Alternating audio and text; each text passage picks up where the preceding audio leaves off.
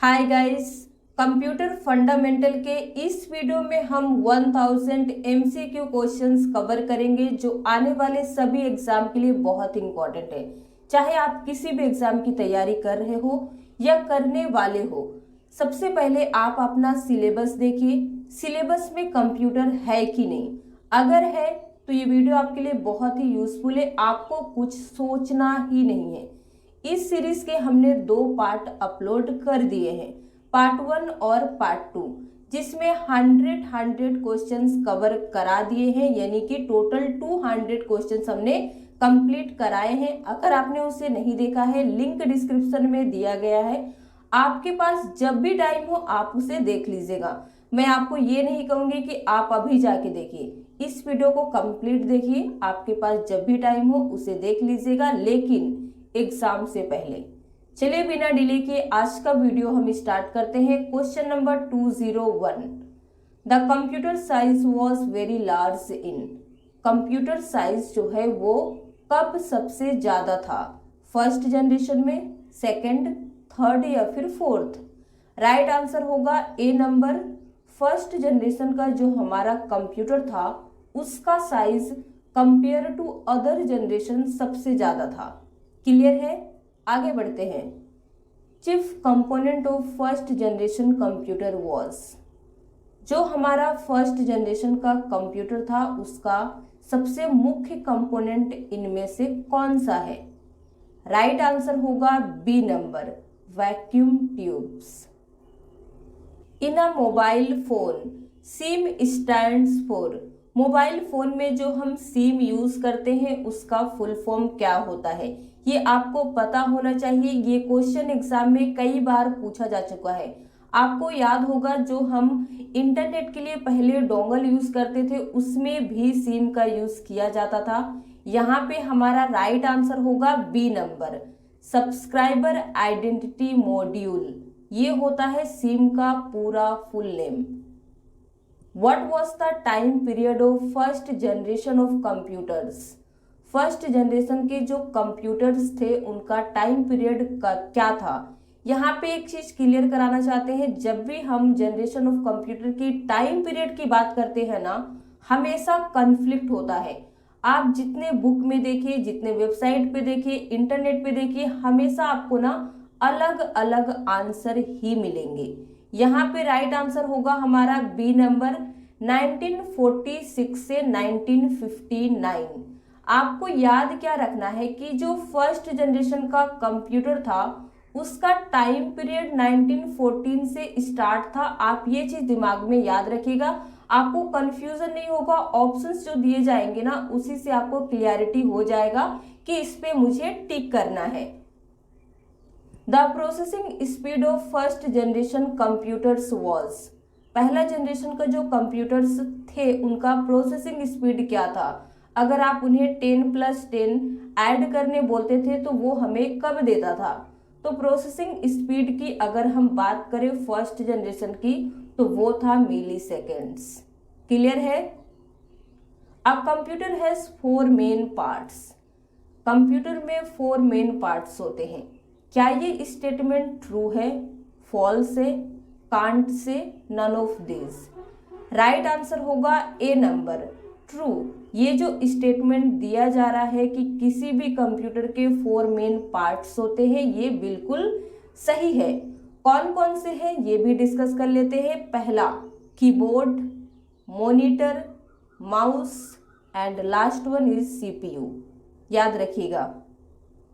The CPU controls the operation of all parts of the computer. CPU computer के सभी parts के operation को control करता है। True, false, can't be true और false, can not say. Right answer होगा A number, true. CPU computer के सभी पार्ट्स के ऑपरेशन को कंट्रोल करता है। ये स्टेटमेंट भी बिल्कुल सही है। Which one of the following program compresses large files into a small file? इनमें से कौन सा प्रोग्राम है जो क्या करता है? लार्ज जितनी भी फाइल्स होती हैं, जो फाइल बहुत बड़ी होती है, उन्हें स्मॉल फाइल में कंप्रेस कर देता है। तो यहाँ पे राइट आंसर होगा ए नंबर, विंग जीप। Which mode loads the minimum set of drivers when starting Windows. जब विंडोज स्टार्ट होते रहता है तो इनमें से कौन सा मोड है जो मिनिमम सेट ऑफ ड्राइवर्स को लोड करता है? करेक्ट आंसर होगा A number, safe mode. Backup procedure help in. हमारे कंप्यूटर सिस्टम में जो बैकअप का प्रोसीजर दिया रहता है वो हमें किस लिए हेल्प करता है? ए, बी, सी या फिर डी? राइट आंसर होगा B number, restoring the data files whenever there is a system crash. यानी कि जो बैकअप का प्रोसीजर होता है वो हमें हेल्प करता है जो भी हमारी डेटा फाइल्स होती है उन्हें रीस्टोर करने में, अगर कभी भी सिस्टम क्रैश हो जाए तो। In MS word arrow keys can be use to. आपने देखा होगा हमारे कीबोर्ड में 4 एरो कीज होती हैं, तो इनका यूज हम MS वर्ड में किस लिए करते हैं? सीधे करेक्ट आंसर बताते हैं D number, move the cursor in the text that has already been entered. ऐसे टेक्स्ट जिन्हें हमने ऑलरेडी लिख के रखा है सिस्टम में, वहां पे कर्सर को मूव कराने के लिए हम MS वर्ड में एरो कीज का यूज कर सकते हैं। Which country has the highest number of internet user. इनमें से कौन सी कंट्री है जहां सबसे अधिक इंटरनेट यूजर्स हैं? करेक्ट आंसर होगा सी नंबर, चाइना में। How many data does a standard floppy disk hold. जो फ्लॉपी डिस्क होती है वो कितने डेटा को स्टोर कर सकती है? करेक्ट आंसर होगा B number, 1.44 MB। Fortran is called. Fortran को हम क्या कहते हैं? करेक्ट आंसर यहाँ पे होगा डी नंबर, फॉर्मूला ट्रांसलेटर। कई जगह पे आपको मिलेगा फॉर्मूला ट्रांसलेशन, वो भी बिल्कुल सही है। क्लियर है? आपको याद क्या रखना है कि फॉर्मूला होता है, फॉर्मूला ट्रांसलेटर और you can say formula translation. What does ISP stand for. ISP का फुल फॉर्म क्या होता है? करेक्ट आंसर होगा internet service providers. A network topology in which all data passes through a central computer is। एक network topology जिसमें सभी data एक central computer से होकर गुजरता है, उस टोपोलॉजी को क्या कहते हैं? करेक्ट आंसर होगा यहाँ पे स्टार टोपोलॉजी। याद रखिएगा, बहुत ही इंपॉर्टेंट क्वेश्चन है नेटवर्किंग का। A device that converts a digital signal into a analog signal। एक ऐसी डिवाइस जो डिजिटल सिग्नल को एनालॉग सिग्नल में कन्वर्ट करती है, उसे क्या कहते हैं? करेक्ट आंसर होगा modem. What is the full form of NIC, जिसे हम निक भी कहते हैं? राइट आंसर होगा network interface card. What is the full form of TCP। TCP का करेक्ट फुल फॉर्म इनमें से कौन सा है? राइट आंसर होगा B number, transmission control protocol. Which tool is use to erase a part of the drawing. अगर आपने कुछ भी ड्राइंग करके रखा है, ड्रॉ किया है, उसे इरेज करने के लिए हम इनमें से किस पार्ट का यूज करेंगे? राइट आंसर होगा सी नंबर, इरेजर। इरेज करना है मतलब हम इरेजर का ही यूज करेंगे। Which area is used for typing and editing the text. इनमें से कौन सी एरिया को हम यूज करेंगे टाइपिंग या फिर कह लीजिए एडिटिंग के लिए?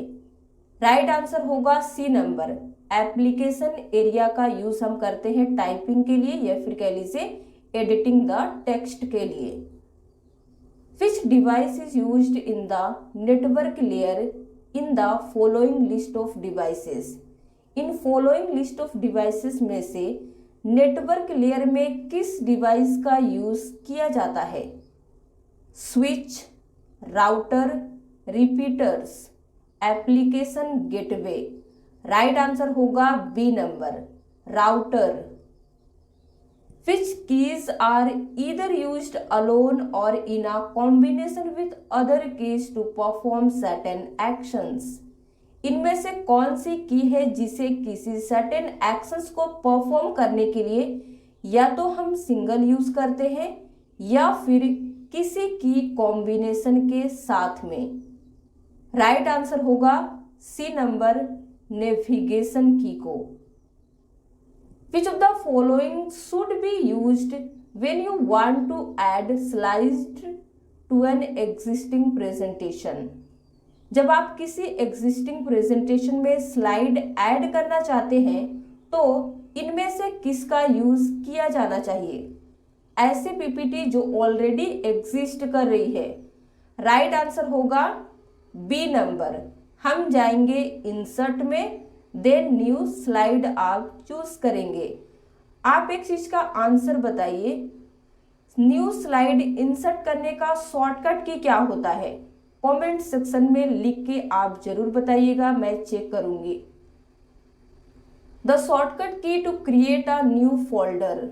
अगर आप न्यू फोल्डर क्रिएट करना चाहते हैं कंप्यूटर में कहीं पे भी, तो किस शॉर्टकट की मदद से कर सकते हैं?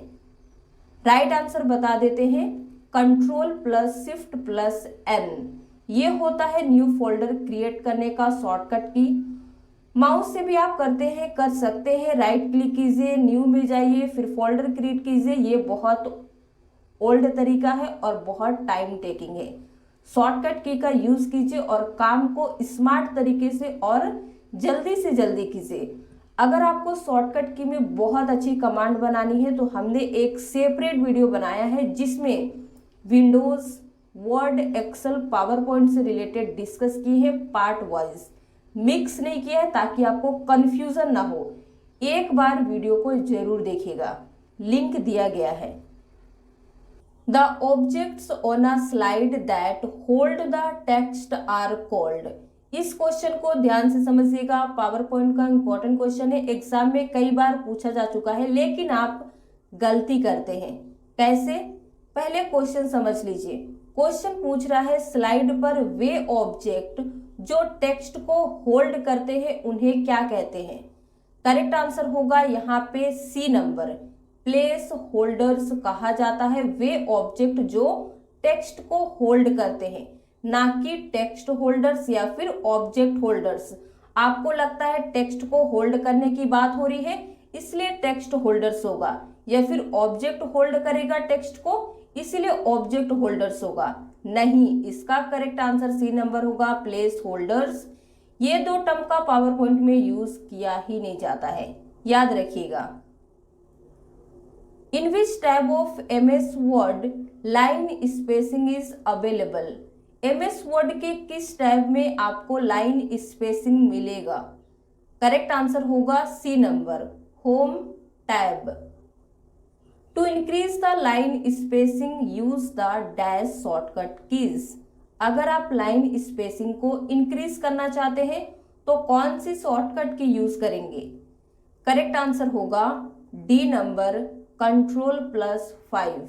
याद रखिएगा, इसका आप प्रैक्टिकल यूज करके देख लीजिए, बहुत ही कमाल का शॉर्टकट की है। बिना कहीं पे क्लिक किए हुए आप लाइन स्पेसिंग को इंक्रीज कर सकते हैं शॉर्टकट की मदद से। यही होता है शॉर्टकट की यूज करने का पावरफुल कमाल। The first bar of MS word is. MS word का सबसे पहला बार कौन सा होता है?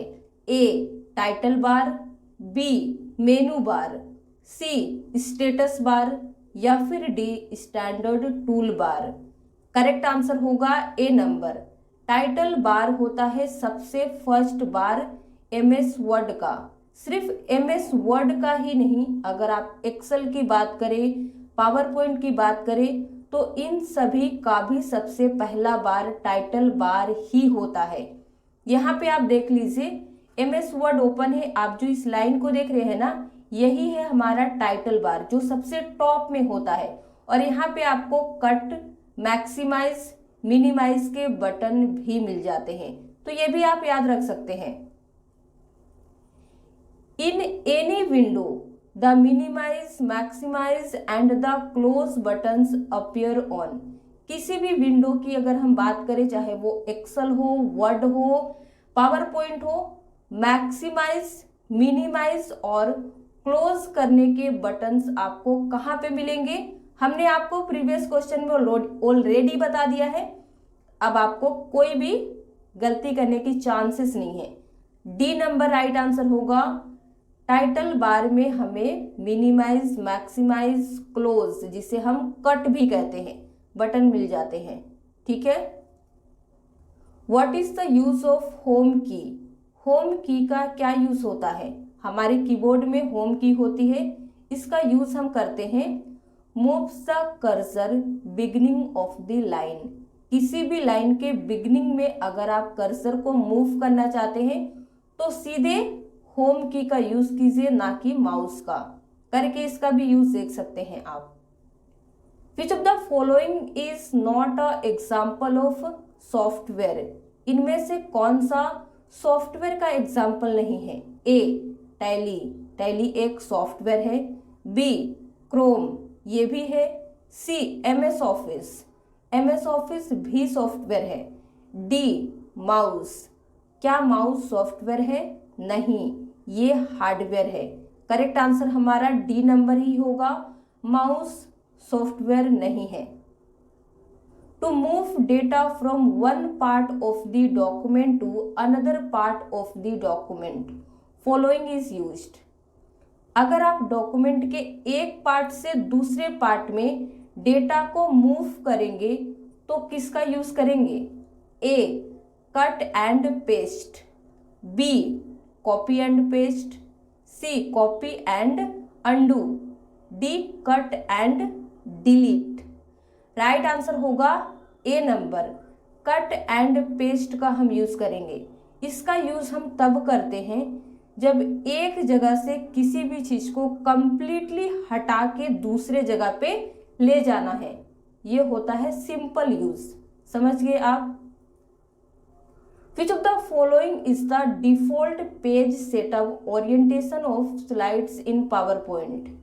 जब आप PowerPoint ओपन करते हैं तो उसका डिफॉल्ट ओरिएंटेशन क्या होता है? राइट आंसर होगा सी नंबर, लैंडस्केप। याद रखिएगा। What is the use of CU? और we can say what is the full form of CU? तो CU का फुल फॉर्म होता है कंट्रोल यूनिट। ये हमारे CPU का पार्ट है। इसका यूज हम किस लिए करते हैं? कंप्यूटर के ऑपरेशंस को कंट्रोल करने के लिए। क्लियर है? ALU स्टैंड्स फॉर, ALU का फुल फॉर्म कौन सा है? राइट आंसर होगा B number, arithmetic logic unit. ये भी CPU का ही पार्ट है।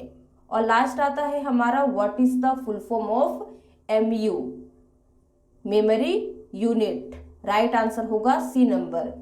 तो CPU में 3 पार्ट होते हैं, CU, ALU, MU, 3 पार्ट है। तीनों के फुल फॉर्म भी हमने बता दिया। ये भी आप याद रखिएगा क्योंकि एग्जाम में आपसे कुछ भी पूछ सकता है। आप ये सोच के नहीं छोड़ सकते कि ये बहुत इजी क्वेश्चन है, ये नहीं आएगा। गलती यही हो जाती है, हम यही सोच के क्वेश्चन को छोड़ देते हैं, फिर एग्जाम में वही क्वेश्चन आ जाता है। इसीलिए क्विक रिवीजन कर लीजिए, चीजें आपको याद रहेंगी। CPU consist of. अब इस क्वेश्चन का आंसर आपको देना है कि CPU में क्या क्या चीजें होती है। तो हमने पढ़ा है कि CPU में 3 पार्ट होते हैं। पहला होता है CU, दूसरा ALU, तीसरा MU। ठीक है, सबके फुल फॉर्म भी डिस्कस कर लिए, कोई कंफ्यूजन नहीं है। लेकिन यहाँ पे हमें ऐसा ऑप्शंस ही नहीं मिल रहा है, सिर्फ 2 दिए हुए हैं। राइट आंसर डी नंबर होगा, ALU प्लस CU। आपको जितने ऑप्शंस दिए जाते हैं उसी में से टिक करना है, कुछ एडिशनल ऐड नहीं करना है। तो हमने क्या देखा है कि CPU में 3 पार्ट होते हैं, जो ALU प्लस CU होता है, MU नहीं है। तो क्या हुआ, हम इस पे टिक आराम से कर सकते हैं। ठीक है। Which of the following is a volatile memory? इनमें से कौन सी वोलाटाइल मेमोरी है? करेक्ट आंसर होगा A number RAM.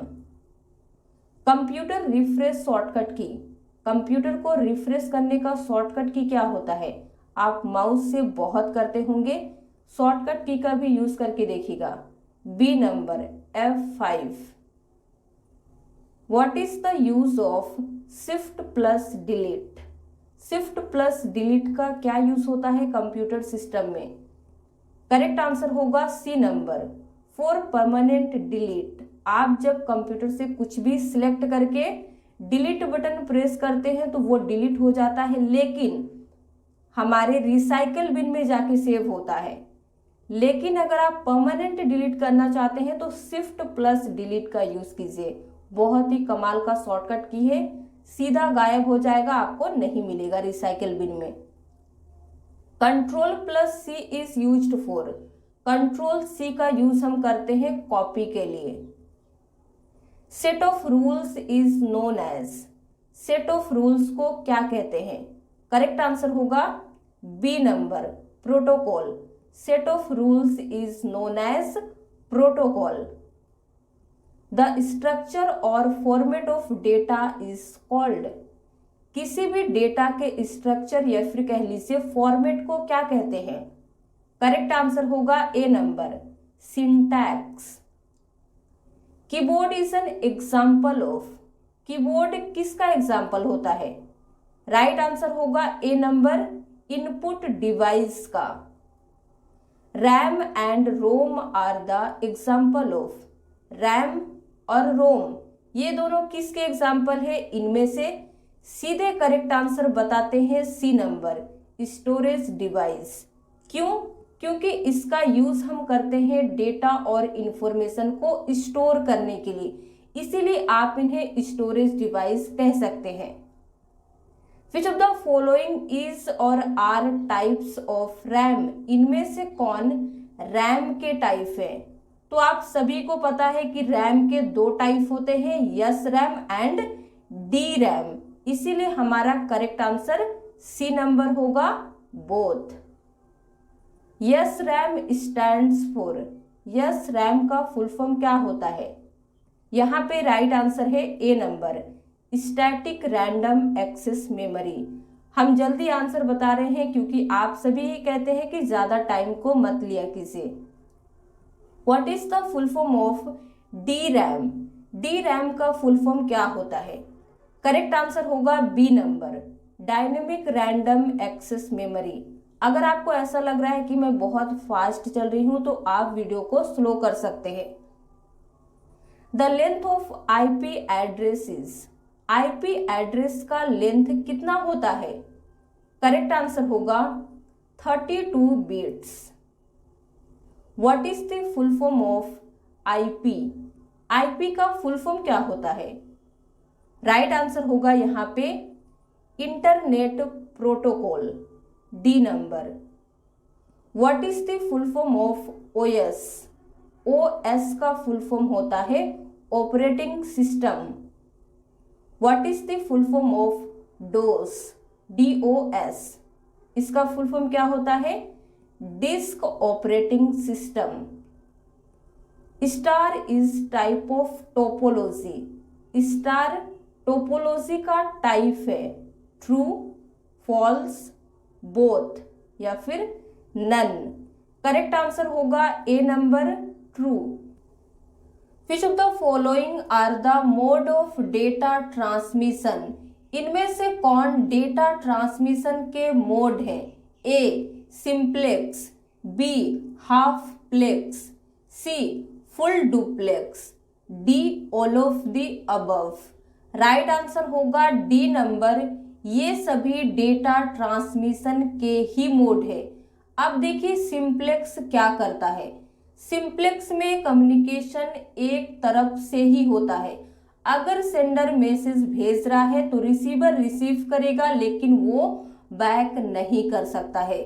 Half plex में दोनों तरफ से कम्युनिकेशन होता है, लेकिन एट अ टाइम में एक ही तरफ से होता है, यानी कि सेंडर एसएमएस भेज रहा है, रिसीवर रिसीव कर रहा है, देन वो बैक करेगा। एक ही समय में दोनों काम नहीं होगा। सी फुल डुप्लेक्स। फुल डुप्लेक्स में भी कम्युनिकेशन दोनों तरफ से होता है, लेकिन एट अ टाइम में दोनों तरफ से हो जाता है। वो कैसे? अगर आप किसी से टेलीफोन में बात कर रहे हैं तो दोनों तरफ से बातचीत हो रही है, तो ये होता है फुल डुप्लेक्स का एग्जाम्पल। अब इस क्वेश्चन का आंसर आप बताइए। Speaker is an example of. Speaker इनमें से किसका एग्जाम्पल है? करेक्ट आंसर होगा ए नंबर, सिंप्लेक्स, क्योंकि स्पीकर से हमें सिर्फ साउंड आती है, ना कि हम भेज भी सकते हैं। अगला क्वेश्चन है, telephone network is an example of. Telephone network इनमें से किसका एग्जाम्पल है? राइट आंसर होगा सी नंबर, फुल डुप्लेक्स का। Walkie talkie is an example of. Walkie talkie किसका एग्जाम्पल है इनमें से? करेक्ट आंसर होगा बी नंबर, हाफ प्लेक्स, जिसमें एट अ टाइम में एक ही तरफ से होता है। इसका यूज सबसे ज्यादा फौजी लोग करते हैं। The length of IPv6 is. Internet protocol version 6 का लेंथ कितना होता है? राइट आंसर होगा C number, 128 bits. When we convert 1100 in decimal, जब आप इसे डेसिमल में कन्वर्ट करेंगे तो क्या रिजल्ट आएगा? करेक्ट आंसर होगा C number, 12। What is the base of decimal number system? Decimal number system का क्या बेस होता है?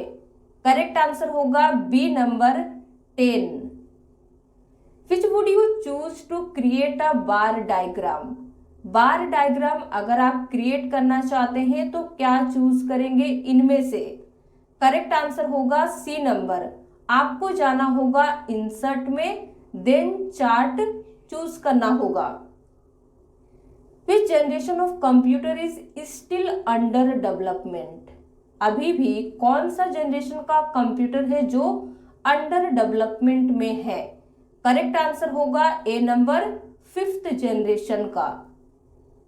Which is the default alignment in MS word?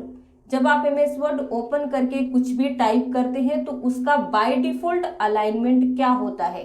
Left, right, justify या फिर सेंटर? करेक्ट आंसर होगा A number, left. By default left होता है और आप अपने अकॉर्डिंग इसे चेंज कर सकते हैं। The centre the selected text, the shortcut की इज। अगर आपने कोई भी टेक्स्ट को सिलेक्ट करके रखा है, सेंटर करना चाहते हैं तो शॉर्टकट की होता है Ctrl+E।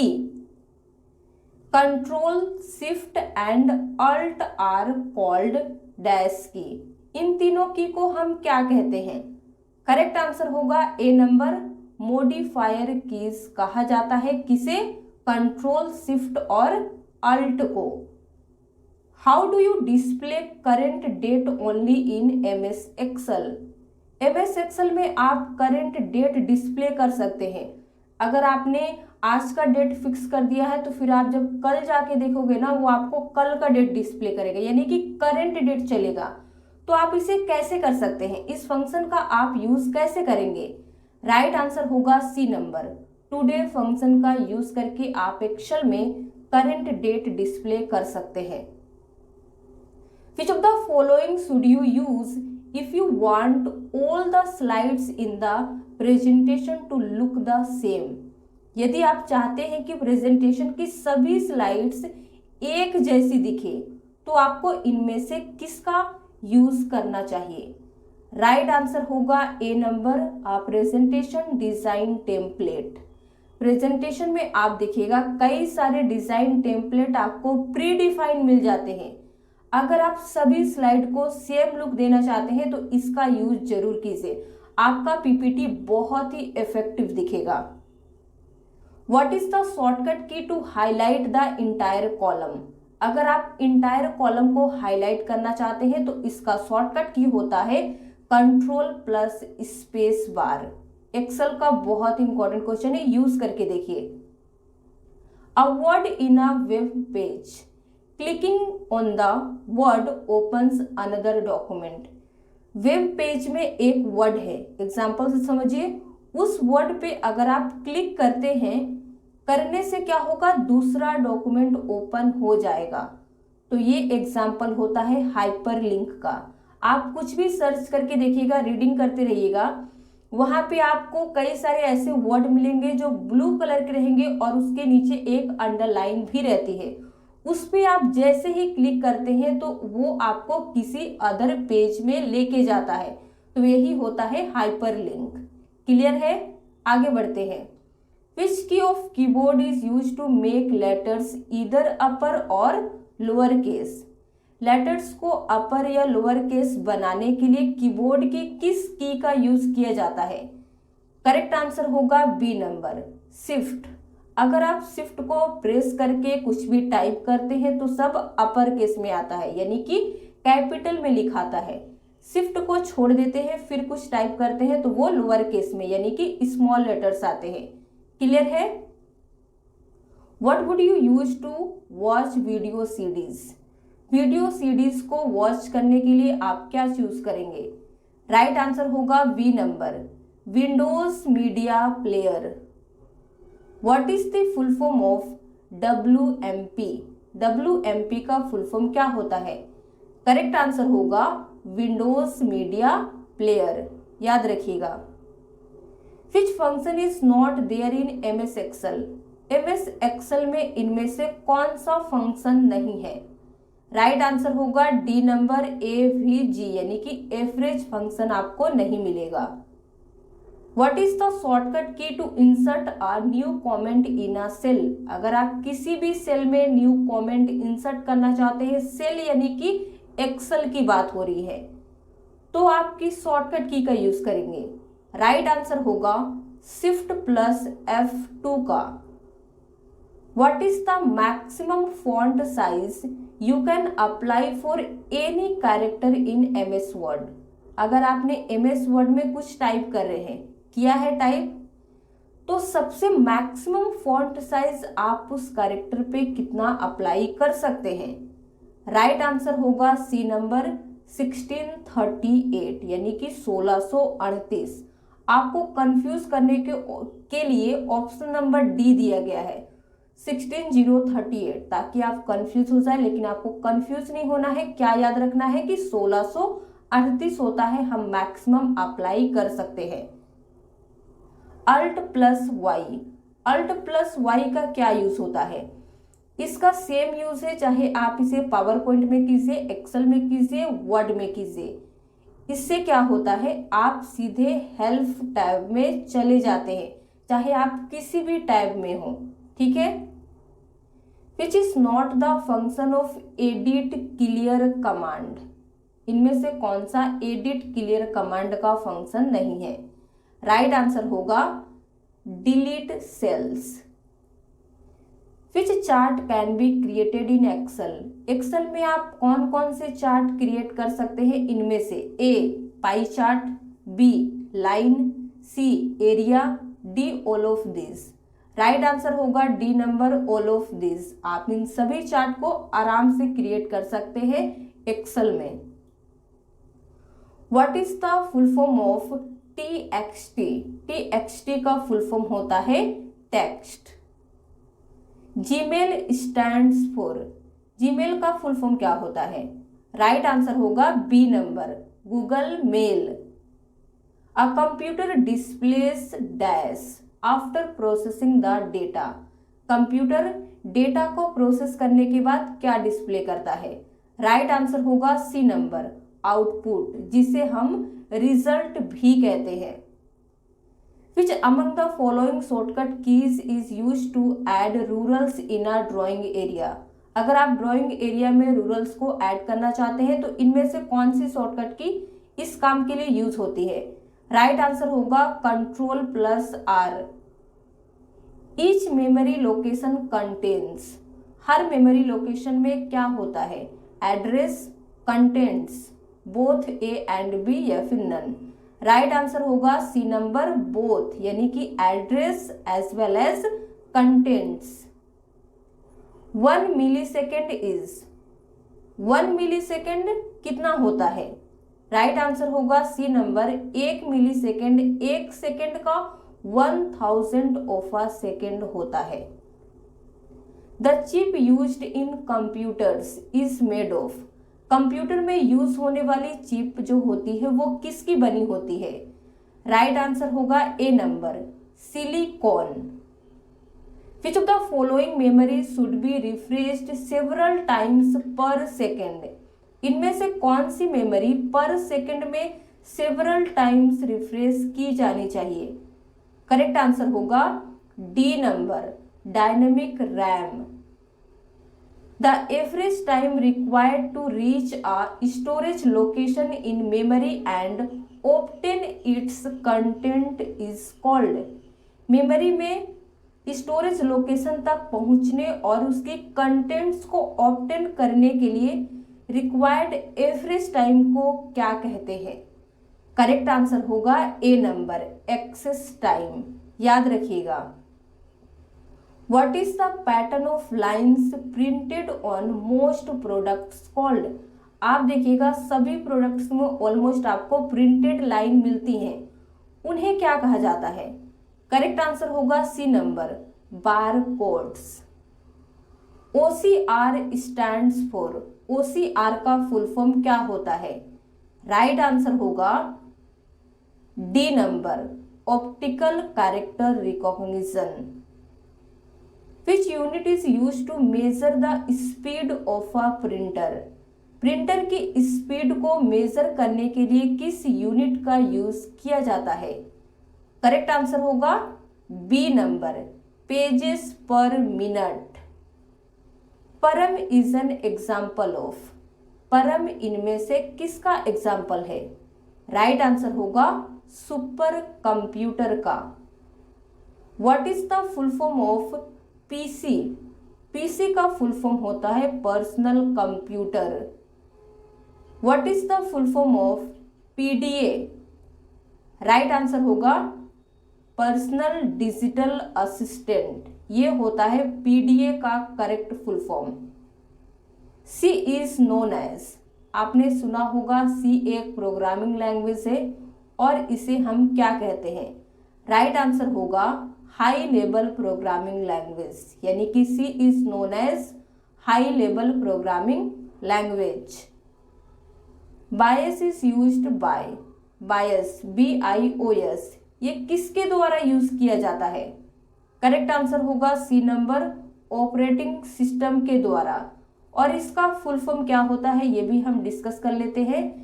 करेक्ट आंसर होगा यहाँ पे बेसिक इनपुट आउटपुट सिस्टम। ये होता है BIOS का पूरा full form. Which of the following is not considered as hardware? इनमें से किसे एज अ हार्डवेयर कंसीडर नहीं किया जाता है, यानी कि हार्डवेयर नहीं माना जाता है? राइट आंसर होगा डी नंबर ऑपरेटिंग सिस्टम। ये एक सिस्टम सॉफ्टवेयर होता है, ना कि hardware. Which can be used as a watermark in a Word document? Word document में वाटरमार्क के रूप में इनमें से किसका यूज किया जा सकता है? ए टेक्स्ट का, B image, C both A and B, यानी कि हम टेक्स्ट का भी यूज कर सकते हैं और इमेज का भी, या फिर इनमें से कोई नहीं। राइट आंसर होगा सी नंबर।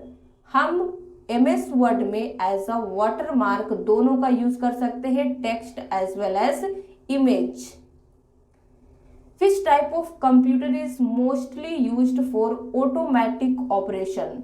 ऑटोमेटिक ऑपरेशन के लिए मोस्टली किस टाइप के कंप्यूटर का यूज किया जाता है? यहाँ पे राइट आंसर होगा ए नंबर हाइब्रिड कंप्यूटर। अगर आपको वीडियो पसंद आया हो तो प्लीज लाइक कर दीजिए, शेयर कर दीजिए। इसी तरह के और वीडियोस देखने के लिए हमारे चैनल को सब्सक्राइब करना ना भूलें। अगर आपने पार्ट 1 पार्ट 2 वीडियो नहीं देखा है तो उसे भी जरूर देखिएगा, क्योंकि आपको एक भी क्वेश्चन को मिस नहीं करना है। क्लियर है? Thank you for today.